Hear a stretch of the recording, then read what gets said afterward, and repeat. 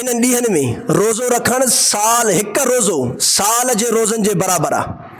रमज़ान में हदीस ॿुधंदा आहियूं न हज़रत उलमा इकराम खां, भई रमज़ान जा रोज़ा बि रखो, शव्वाल जा 6 रोज़ा रखो, पोइ वञी करे तव्हांखे साल जे रोज़नि जो सवाबु मिलंदो। ऐं हिन 10 ॾींहनि में जेके ज़ुल्हज जा इब्तिदाई 10 ॾिहाड़ा आहिनि उन्हनि जे लाइ फज़ीलत छा आहे?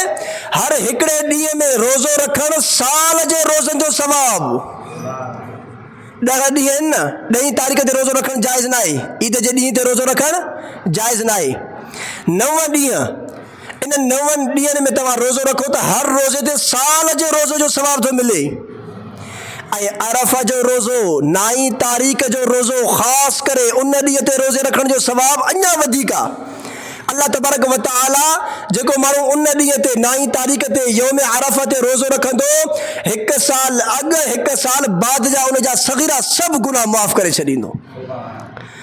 ऐं इन्हनि रातुनि जी जेका फज़ीलत आहे, ज़ुल्हज जेके इब्तिदाई जेके ज़ुल्हज जा इब्तिदाई 10 ॾिहाड़ा ऐं इब्तिदाई जेके 10 रातूं आहिनि, रातुनि जी छा फज़ीलत आहे? हिक रात में इबादत करण शब क़दर में इबादत करण जे बराबरि आहे। लैलतुल क़दर जंहिं माण्हू खे नसीब थिए न, जंहिं माण्हूअ खे क़दर वारी रात नसीब थिए, इन हिक रात जो सवाब 1000 महीननि जे इबादत खां अफ़ज़ल आहे। इन हिक रात में इबादत करण लैलतुल क़दर में शब क़दर में 1000 महीना, 1000 महीननि में 30,000 रातूं हूंदियूं आहिनि। यानी हिक रात इबादत करण 30,000 रातुनि में इबादत जो अजर सवाब हासिल करण, 30,000 रातूं। ऐं हर हिक रात में इबादत कंदो त 30,000 रातुनि जो उनखे सवाब मिलंदो। ॾिसो न अल्लाह तबारक व तआला वाक़िअतन जीअं जंहिं शाइर जेको शेर चयो न, रहमत हक़ बहानमी जोयद, रहमत हक़ बहानमी जोयद। अल्लाह तबारक व तआला बहानो थो ॻोल्हे त मां पंहिंजे ॿारनि खे मुआफ़ कयां। बहानो आहे न, हिक रात इबादत करणु, अल्लाह जी इबादत में पाण खे मसरूफ़ रखणु, 30,000 रातुनि जो सवाब थो मिले।